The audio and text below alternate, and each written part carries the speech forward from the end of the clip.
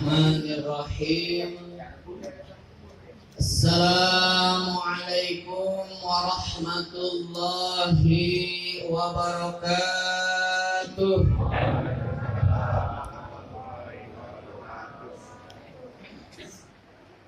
Alhamdulillahilladzi anzala as-sakinah fi qulubil mu'minin liyazdadu imanan ma'a imanihim. Allahumma salli wa sallim wa barik wa karrim ala sayyidina Muhammadin wa ala alihi wa sahbihi ajma'in. Amma ba'du, faqad qala Allah ta'ala fi kitabihil karim. A'udzu billahi minasy syaithanir rajim. Bismillahirrahmanirrahim. Wankihul ayyama minkum was-salihina min ibadikum wa imaikum. Al-ayat. Sadaqallahul adzim. Ila hadatin Nabi Mustafa Muhammad Rasulillah wa ala alihi wa ashabihi wa azwajihi wa dzurriyyatihi wa ahlil baitil kiram wa ila hadratil anbiya'i wal mursalin wal malaikatil muqarrabin was sadatil khulafa'ur rasyidin wa immatil muhaddisin wal mufassirin wal qurra'in wa arba'atil mujtahidin muqawwibuhum bid-din wasyuhada'i was salihin wal ulama'il amilin wal musannifin al mukhlasin wal awliya'i ajma'in, khususan ila mu'allifi hadzal kitab al-imam al-Ghazali alladzi ta'allamna wa 'allamna mu'allafatihim naf'an mubarakalana wa lidika wa linnasi ajma'in. Wa nakhussu khususan man shalla wa man tasaddaqa wa man wafaqa wa man ta'allama fi hadhil masjid al-maghfirah syai'un lillahi lahumul fatihah.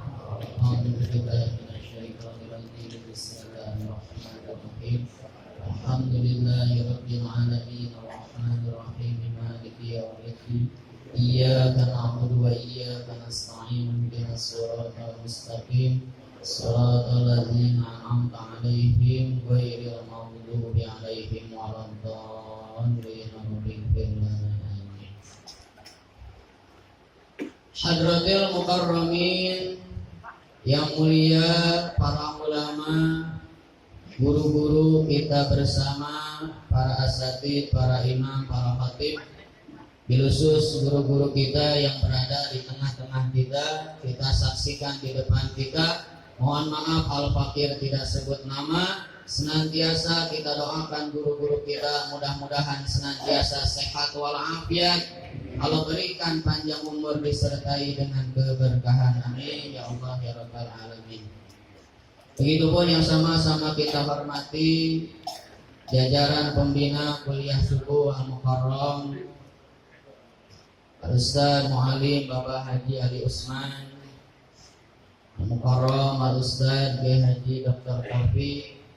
Begitupun Al-Mukarram Al-Ustaz Bapak Haji Tabroni, segenap jajaran kepengurusan, Bapak Ketua kita yang sekarang lagi berada di tanah suci melaksanakan umroh.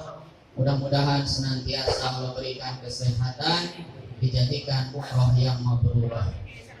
Begitupun yang sama-sama kita muliakan Shahibul Hajah, segenap pengurus Masjid Jami Al-Maghfirah, pengurus baru Al-Mukarram Al-Ustaz Bapak Haji Madinah beserta jajaran kepengurusan Haji Tatang.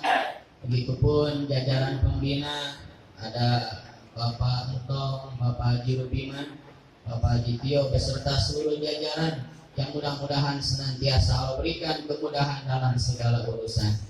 Tentunya seluruh pengurus DKM Masjid dan Musola Sekelurahan Kebagusan dan juga segenap jamaah yang kami muliakan, yang mudah-mudahan kumpulnya kita bersama dalam rangka melaksanakan kewajiban kita menuntut ilmu agama Duduknya kita di taman surga dicatat sebagai pahala yang berlipat ganda, menjadi wasilah diampuninya segala dosa.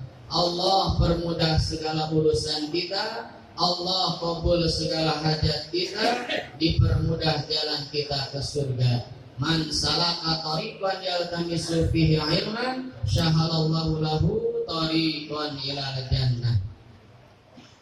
Para bapak yang mulia, tema kajian kita pada pagi hari ini yaitu Kitabun Nikah. Tema kita pagi hari ini yaitu bab yang menjelaskan tentang nikah. Ini mohon maaf, saya bukan ngajarin nikah lagi, Pak ya. Kebetulan ya kemarin ditelepon Ustaz Yunus. Ya, kita siang hari masih di kantor di KUA. Ya, pas banget lagi bulan ini lagi banyak pernikahan. Nah, makanya kata saya, ya udah dah bab nikah aja. Tujuannya buat saya pribadi ya, supaya lebih memperdalam lagi umumnya bagi kita semua. Mudah-mudahan pernikahan kita diberkahi Allah Subhanahu wa taala. Ya. Pertama saya bahas udhiyah ya, kurban. Setelah itu bahas akikah. Nah sekarang yang ketiga bahas nih. Nah ini ada ahnya gitu ya. Apalagi nikah ahnya 2 kali atau saja. Kitabun nikah, ini kita menjelaskan tentang nikah. Wa ma yattasilu bihi minal ahkami wal qadaya. Dan apa-apa yang berkaitan, yang berhubungan dengan pernikahan, minal ahkami dari hukum-hukum nikah, wal qadaya dan permasalahan tentang pernikahan. An-nikahu fil lughati, adapun nikah secara bahasa atau etimologi yaitu ad-dhammu. Yang pertama menempel. Kira-kira yang sudah nikah sudah nempel gak? Kemudian yang kedua wal jam'u, yaitu berkumpul. Yuqalu dikatakan nakahatil asyjar, pohon-pohon itu nikah. Jadi pohon suka nikah. Idza tafa ba'duha ala ba'di, ketika saling melilit antara bagian yang satu dengan bagian yang lain. Nah ini asal kata nikah menurut bahasa Arab secara bahasa adalah ad-dhammu wal jam'u, yang diibaratkan pohon saling melilit satu sama lain. Nah kemudian wa fi syar'i, adapun menurut istilah syara', ibaratun adalah sebuah istilah anil aqdi, dari suatu akad al-masyhur, yang masyhur, al-mustamili ala arkani wasyuruti, yang mana akad itu mencakup rukun-rukun dan syarat-syarat. Jadi nikah itu adalah sebuah akad yang memenuhi syarat dan rukunnya. Kemarin saya agak banyak mikir bab nikah aja Sabinus. Ternyata pas lihat kitabnya ada 15 halaman. Ini waktu cuma 15 menit ya. Kita ringkas saja ya, sebagaimana tadi dalam definisi disinggung bahwasanya nikah itu ada syarat dan rukun. Syarat nikah ada berapa, Pak? 7. Rukun nikah ada berapa? Ya, ada 5.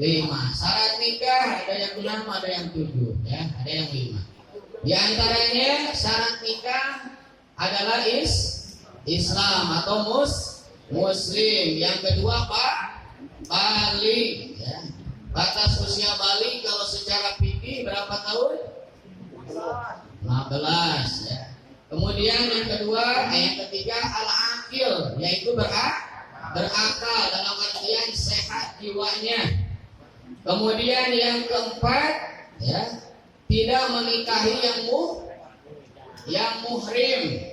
Ya, jadi nikahnya tidak dengan mahram. Kemudian yang kelima, bagi wanita harus ada wali, dan yang keenam harus ada dua saksi. La nikaha illa biwaliyin wa syahidai adlin. Nah, ini syarat nikah ada 6. Kemudian rukun nikah. Rukun nikah ada 5 ya. Kemudian yang 5 itu dibagi 5 ya. 1 calon pengantin laki, 2 calon pengantin perempuan, 3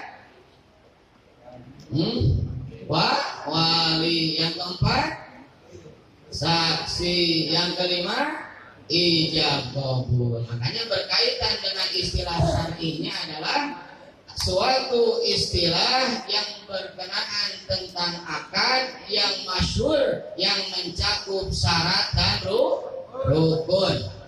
Kemudian yang perlu kita perhatikan berkenaan tadi ya, kalau calon suami, calon istri, yang penting bukan muhrim. Nah, sekarang kita masuk ke wali. Nah, ini kan supaya ada persiapan ya, gak sembarangan. Wali itu secara garis besar kebagi 2. Ada wali, nah, wali mujbir maksudnya kepada wali nasab. Kemudian yang kedua ada wali hakim ya, nanti berkembang lagi dalam fikih, ada mu'tik, ada mukam dan seterusnya. Kemudian wali nasab tadi kebagi 2. Ada yang mujbir atau aqrab, yang paling dekat, yang dalam fikih berhak memaksa kepada anak perawannya, anak gadisnya, yaitu wali mujbir 1 ayah, yang kedua kakek ya. Ini dimaksud dengan wali aqrab. Nah, kemudian dari wali nasab itu juga ada yang dimaksud dengan wali abad ya, yaitu saudara laki-laki sekandung, saudara laki-laki sebapak. Kemudian kalau turun lagi ke bawah ada anak dari saudara laki-laki sekandung. Kalau gak ada anak dari saudara laki-laki sebapak atau kita sebut dengan keponakan. Nah, setelah itu lanjut lagi ke paman sekandung, lanjut lagi kepada paman sebapak. Udah gitu lanjut lagi ya, anak paman sekandung, anak paman sebapak. Nah, masih ada lagi apa? Cucunya. Nah, sampai dalam PMA nomor 20 tahun 2019 susunan wali nasab itu ada 17. Silahkan tuh ya dicari. Kalau misalkan masih ada, dahulukan yang akrab. Kalau yang akrab gak ada, baru ke abad.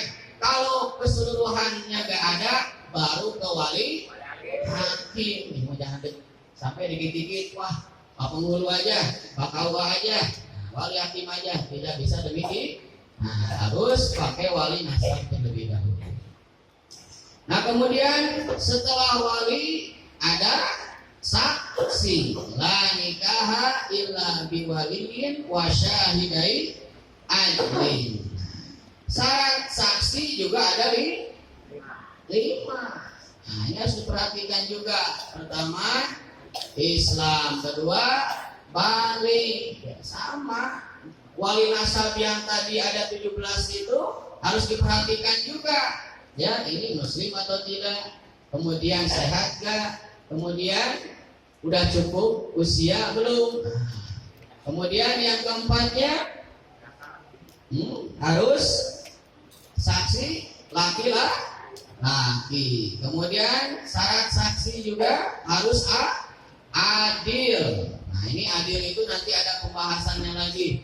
Saksi dikatakan adil, yang pertama dia tidak berbuat dosa besar atau bukan pelaku fasik. Nah, jadi orang yang suka mabok, ya suka zina, nggak boleh dijadiin saksi. Nah, kemudian yang kedua, ya tidak suka melakukan dosa kecil yang terus menerus, walaupun dosanya ringan tapi jadi keseharian. Nah, ini nggak boleh juga jadi saksi. Kemudian yang ketiga, ya Gak boleh saksi itu yang ghatibun, emosian.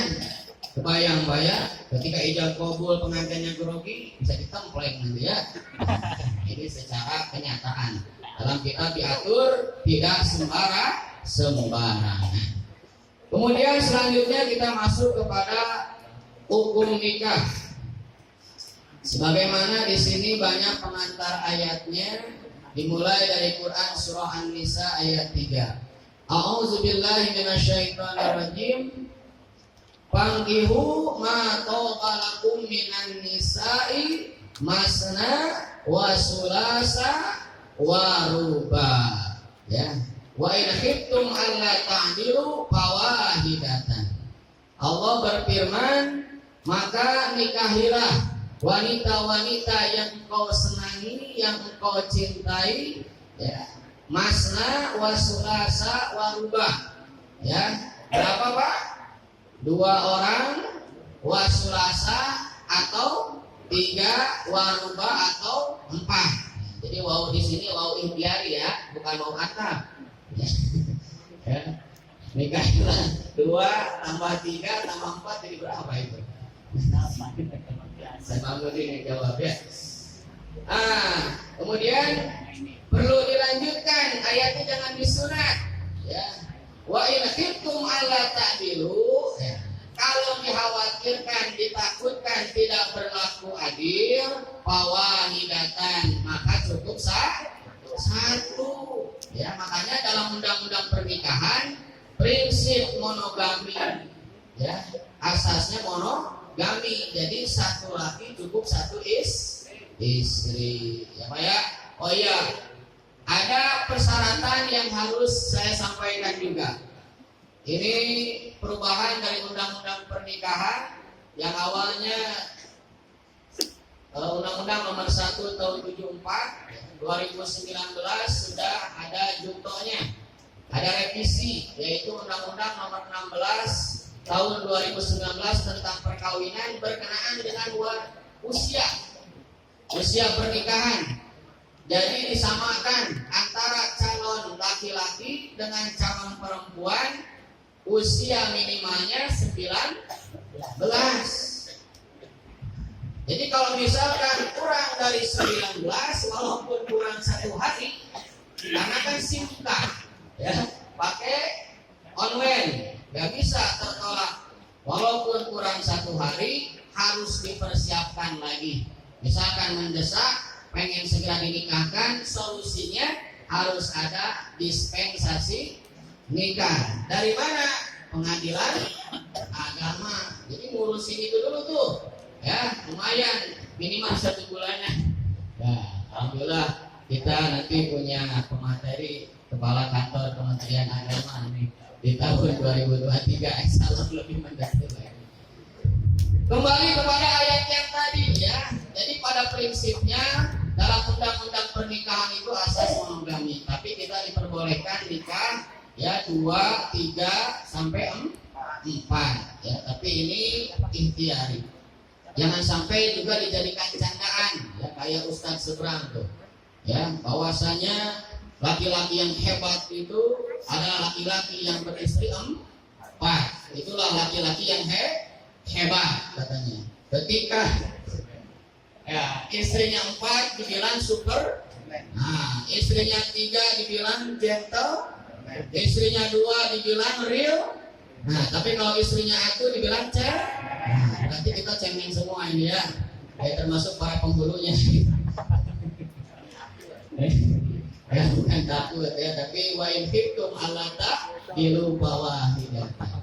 Kemudian wa qala alaihi salatu wassalam, sebagaimana sabda Nabi, inkihul walud, nikahilah oleh kalian wanita-wanita yang bibit unggul. Sebagaimana dalam hadis yang lain, tanakahu taksuru fa inni ubahi bi umul umama, ya.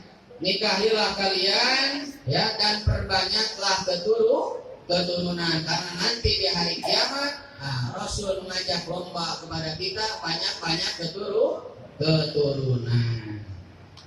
Para bapak yang mulia, Kemudian berkenaan tentang hukum wan nikahu, adapun nikah mustahabun dianjurkan limanih taja ilaih bagi yang membutuhkan kepadanya. Tapi di sini ada beberapa pembahasan berkenaan dengan tabayyurul ahkam bil amkinah wal azminah.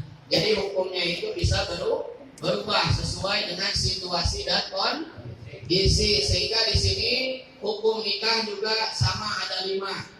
Ya, pertama tadi sunnah, yaitu bagi yang mampu, ya, bagi yang sudah siap secara finansialnya, tapi dia masih bisa mengendalikan hasratnya. Itu sunnah. Kemudian bisa naik menjadi wajib ketika dia sudah siap secara finansial, secara fisik dan material, tapi ya hasratnya sudah bisa tidak saya di atas jawab tidak bisa dikendalikan, ya.